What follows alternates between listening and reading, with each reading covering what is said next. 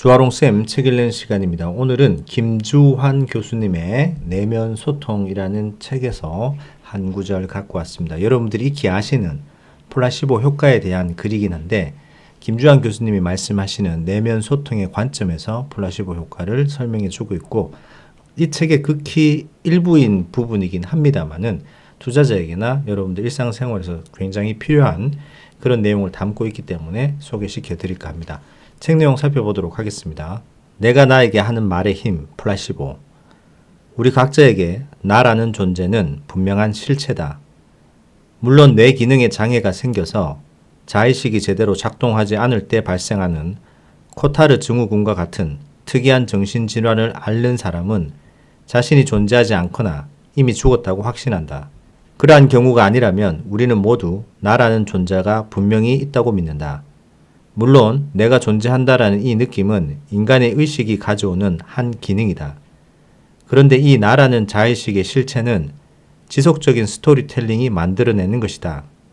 앞에서 살펴보았듯이 감각 상태들이 처리해 올라오는 다양한 종류의 감각 정보들을 종합적으로 인식하고 그에 따라 주어진 환경에서 다양한 의도에 기반한 행위들을 수행하기 위해서는 지속적인 의미 부여와 스토리텔링이 필요하다. 자의식은 지속적인 내면 소통 과정 그 자체라고 할 수 있다. 따라서 어떤 내면 소통을 하느냐에 따라 어떠한 자아가 형성되는가가 결정된다.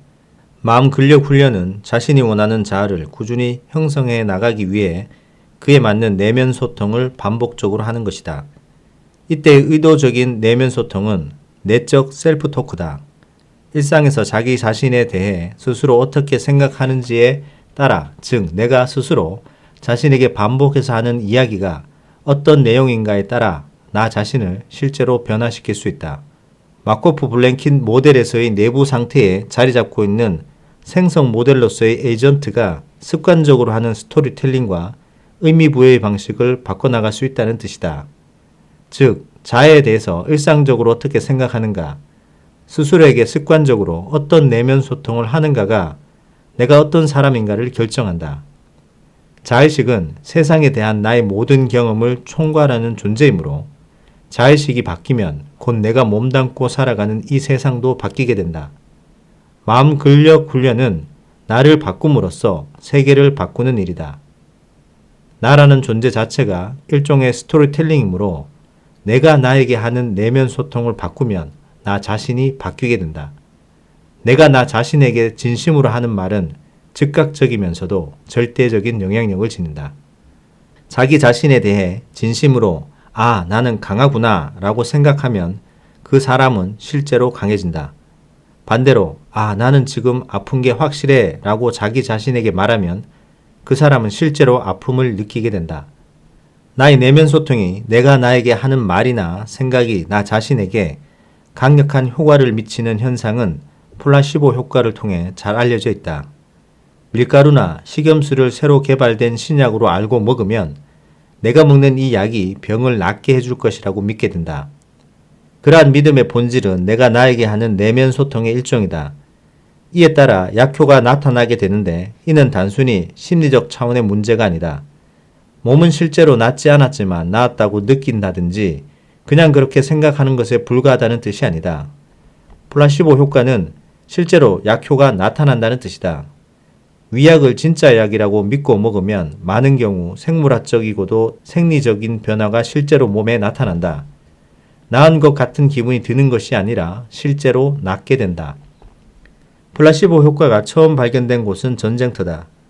부상병을 빨리 수술해야 하는 위급한 상황인데 모르핀이 없어 야전 상황에서 어쩔 수 없이 생리식염수를 마치 마취제인 양 주사하고 수술을 하기 시작했다. 그런데 놀랍게도 생리식염수를 맞은 부상병들은 나는 지금 마취제를 맞는구나 라고 믿었고 곧 마취제를 맞은 것처럼 통증을 거의 느끼지 못했다. 통증을 비롯해 모든 감각 정보는 몸을 통해서 뇌가 능동적으로 추론해내는 것인데 뇌에서 나는 지금 마취되고 있다라는 내용으로 셀프 토크를 하면 실제로 통증을 느끼지 않게 되는 것이다. 그 후로 플라시보 효과에 관한 과학적 연구가 쏟아져 나왔다. 통증 완화에서부터 암 치료에 이르기까지 다양한 효과가 있다는 사실도 발견되었다. 플라시보는 이제 모든 신약 개발에서 견고한 기준이 되었다. 신약의 효과는 신약을 먹은 사람과 먹지 않는 사람을 비교해보는 것만으로는 확인해 볼 수가 없다. 신약을 먹고 병이 나은 사람이 약의 효능 때문인지 플라시보 효과 때문인지 알 수 없기 때문이다. 그래서 모든 신약은 그 효과를 인정받으려면 플라시보보다 통계적으로 유의미한 정도로 더 높은 효과를 입증해야 한다. 그런데 이것이 쉽지 않다.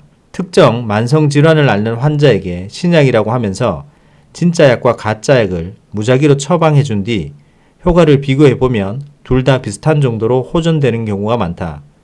심지어 플라시보 효과가 더 높은 효과를 보이는 경우도 매우 흔하다. 모든 신약은 플라시보를 이기는 것이 큰 과제다.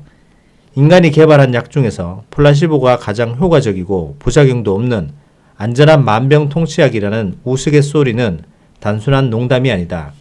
이와 같이 약의 효과나 처치 효과를 살펴보는 실험은 대부분 이중 맹검으로 한다. 환자와 의료인 모두가 투여되는 약이 진짜인지 위약인지 모르게 하는 것이다. 어떤 것이 위약이고 진짜 약인지는 실험을 설계하고 진행하는 연구자만 알고 있다. 의료인이 플라시보인 줄 알고 약을 주게 되면 그 과정에서 환자에게 무의식적으로 의도치 않은 시그널을 줄 수도 있기 때문이다. 따라서 플라시보 효과 측정은 환자에게 약을 처방하는 의료인이나 처방받는 환자나 모두 모르는 상태에서 진행된다. 이러한 이중 맹검 실험에서 아무런 약효도 없는 생리식염수가 모르핀 이상의 효과가 있는 것으로 나타났다. 어금니를 발치하는 치과 치료를 받은 환자들은 무작위로 5그룹으로 나뉘어서 각각 모르핀 4mg, 6mg, 8mg, 12mg과 생리식염수, 즉 위약을 각각 처방했다. 예상대로 모르핀의 투여량이 많을수록 통증 완화 효과는 더 큰 것으로 나타났다. 그런데 생리식염수가 모르핀 4mg 이상의 효과를 나타냈다. 모르핀 4mg은 36%, 6mg은 50%의 통증 완화 효과를 보였는데 위약인 생리식염수도 무려 39%의 통증 완화 효과를 보인 것이다. 플라시보 효과는 내가 지금 복용하는 약이 효과가 있을 것이다 라는 믿음의 결과다. 즉 환자가 자기 자신에게 하는 내면 소통이 환자의 몸에 변화를 가져오는 것이다. 플라시보 자체가 어떤 효과를 지닌다기보다는 환자의 생각이나 믿음 등 내면 소통 자체가 효과를 나타내는 것이다. 따라서 어떤 내면 소통을 하는가 하는 내면 소통의 내용이 이 효과에도 영향을 미친다. 유명한 경제학자인 댄 에리얼리 연구팀이 진행한 플라시보 실험에서는 표시된 가격 자체가 약의 통증 완화 효과에 미치는 영향을 살펴보았다. 피험자 모두에게 플라시보를 먹게 하면서 한 집단에서는 최신 진통제라는 설명서와 함께 약 한 알의 가격이 2.5달러라는 가격표가 보이게 했다. 다른 집단에는 모든 조건은 똑같지만 약 한 알의 가격이 0.1달러로 할인된 가격표가 보이게 했다. 모든 피험자에게 약의 복용 전후에 각각 손목에 전기 충격기로 통증 자극을 주었고 약을 먹기 전과 비교해 약을 먹은 후에 통증이 얼마나 감소하는가를 보고하도록 했다.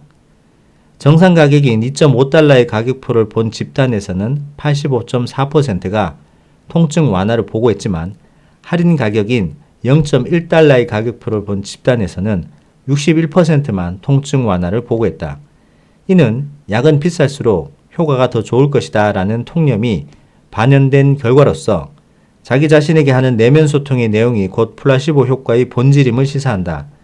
플라시보 효과의 의미는 내가 나에게 진심으로 하는 내면 소통은 내 마음에 대해서 뿐만 아니라 내 몸에 대해서도 강력한 효과를 발휘한다는 것이다.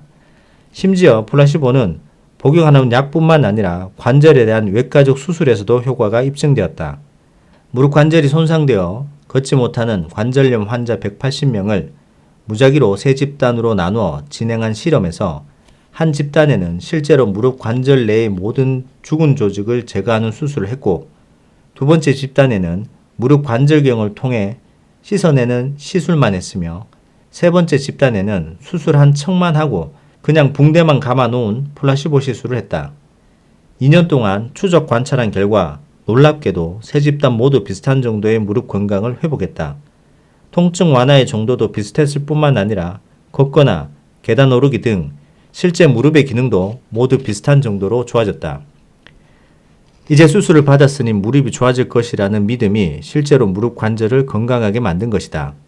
만약 플라시보 효과에 대해서 여전히 의구심이 든다면 그것은 몸과 마음을 철저히 구분하는 이원론에 사로잡혀 있다는 뜻이다.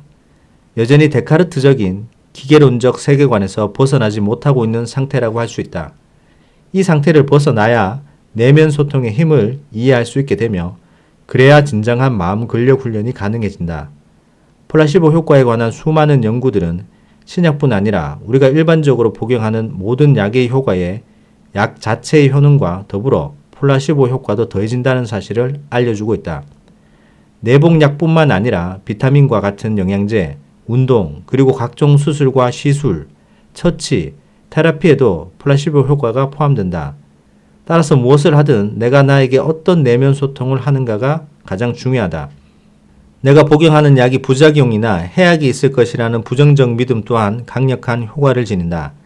가짜 약을 주면서 새로 개발된 신약인데 두통이나 복통 등의 부작용이 있을 수 있다라고 주의사항을 알려주면 실제로 머리나 배가 아프다는 사람이 속출한다. 멀쩡한 우유를 마시게 하고 나서 방금 실수로 상한 우유를 드렸다. 죄송하다. 혹시 식중독 증상이 나타나면 보상해 주겠다라고 이야기하면 실제로 많은 사람이 갑자기 설사와 구토를 하는 등 식중독 증상을 보인다. 의사가 올바른 약을 처방해도 환자가 그 효능을 믿지 못하면 약효가 나타나지 않는 사례도 많이 발견된다. 이것이 노시보 효과이다. 노시보나 플라시보나 작동 방식은 똑같다.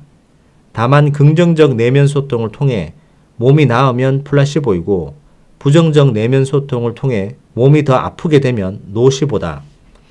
만일 내가 암에 걸린 것 같다라고 확신하는 사람이 있다면 실제로 그 사람에게 암이 발생할 위험이 증가하기도 한다. 내가 죽을 것 같다라는 확신이 들면 실제로 사망할 확률도 높아진다. 실증적 연구에서도 이제 늙었으니 나는 병들고 죽어갈 것이다 라는 믿음을 지닌 사람일수록 수명이 짧아지는 것으로 나타났다.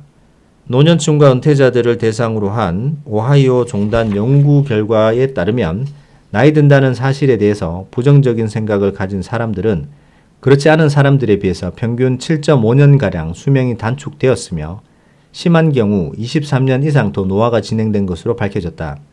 나이가 든다고 해서 특별히 나빠지는 것은 없다라거나 나는 지난해만큼이나 올해도 건강할 것이다 라고 스스로 믿는 사람들은 실제로 노화가 덜 진행되었다. 반면에 나는 이제 나이가 들었으니 늙을 것이다 라는 내면 소통을 한 사람들에게는 실제로 노화 현상이 더 빠르게 나타나는 경우가 많았다. 무슨 약을 복용하거나 처치를 받아야만 플라시보 효과가 발생하는 것은 아니다. 스트레스를 받는 상황에서도 내가 언제든지 상황을 통제할 수 있다라는 믿음만 있으면 실제로 여러 가지 신체 증상이 좋아진다. 큰 소음을 불규칙하게 발생시켜서 피험자들의 스트레스 수준을 높이는 실험이 있었다. 피험자들은 문제풀이 능력을 발휘해서 퀴즈 등을 풀어야 하는 상황이다. 그런데 어디선가 상당히 큰 소음이 불규칙하게 들려온다. 마치 근처에서 공사가 시작된 듯한 소리다. 대부분의 피험자가 심장 박동이 빨라지는 등 스트레스에 따른 여러 가지 신체 증상을 보였다. 규칙적으로 들려오는 소음보다는 불규칙적으로 들려오는 소음에 대해 스트레스 반응이 훨씬 더 크게 나타났다. 물론 문제풀이 능력도 현저하게 저하되었고 도중에 문제풀이를 포기하는 사람들도 있었다. 한편 다른 집단에게는 똑같은 상황이지만 언제든 소음을 잠시 멈추게 할 수 있는 가짜 버튼을 제공했다. 소음이 너무 방해가 되는 것 같으면 버튼을 눌러 잠시 소음을 멈추게 할 수 있다고 설명했다. 소음에 대한 통제권이 있다는 믿음을 부여해 준 것이다. 피험자들은 내가 원하면 언제든 소음을 멈출 수 있다라고 믿었고 그러자 똑같이 불규칙한 소음을 겪으면서도 스트레스 반응이 현저하게 낮아지고 문제풀이 능력도 향상되었다. 실제로 버튼을 누른 피험자는 없었다. 그렇지만 피험자들은 내가 언제든 상황을 통제할 수 있다라는 믿음을 갖게 되자 스트레스 수준이 크게 낮아졌고 이에 따라 문제풀이 능력을 더 많이 발휘할 수 있었다. 캐럴 드웩의 능력 성장 신념 연구를 통해서도 알 수 있듯이 나 자신의 능력이 향상될 수 있다는 믿음이나 내가 환경을 통제할 수 있다는 믿음은 모두 강력한 효과를 지닌다. 이처럼 내면 소통은 나 자신의 몸과 마음에 강력한 효과를 발휘한다. 자, 여기까지가 되겠습니다. 우리가 플라시보 효과가 어떤 영향을 미치는지 잘 알고 있습니다만은 그것을 내가 나에게 하는 내면 소통의 한 방향이라고 생각한다면 긍정적인 소통을 계속한다면 신체적이나 정신적으로 아주 유의미한 의미가 있는 그런 효과를 받을 수가 있고 부정적인 소통을 계속한다면 플라시보 효과가 아니고 노시보 효과가 나타나는 것을 알 수가 있습니다. 결국에는 나의 상황을 내가 얼마든지 강력한 믿음을 가지고 긍정적으로 통제가 가능하다고 생각을 한다면 플라시보 효과를 더 극적으로 극대화할 수 있다라는 얘기가 나오게 되는 것입니다. 내면 소통의 관점에서 봤을 때 플라시보 효과에 대한 여러 가지 다양한 연구 결과를 보면서 어떤 식으로 내면 소통을 해야 되는지를 잘 알 수 있는 부분이 아닌가 생각이 됩니다. 투자를 통해서도 내가 이 상황을 통제할 수 있는 그런 능력이 있다라고 생각을 하시고요. 시장 자체는 내가 통제를 할 수 없지만 내가 지금 나의 상황, 나의 감정들을 통제할 수 있다는 믿음을 강력히 가지신다면 좀 더 스트레스 지수를 많이 낮추고 문제 해결력을 훨씬 더 높일 수 있으실 것 같습니다. 자, 오늘은 여기까지 하도록 하겠습니다. 책 내용 도움 되셨다면 구독, 좋아요 부탁드립니다. 감사합니다.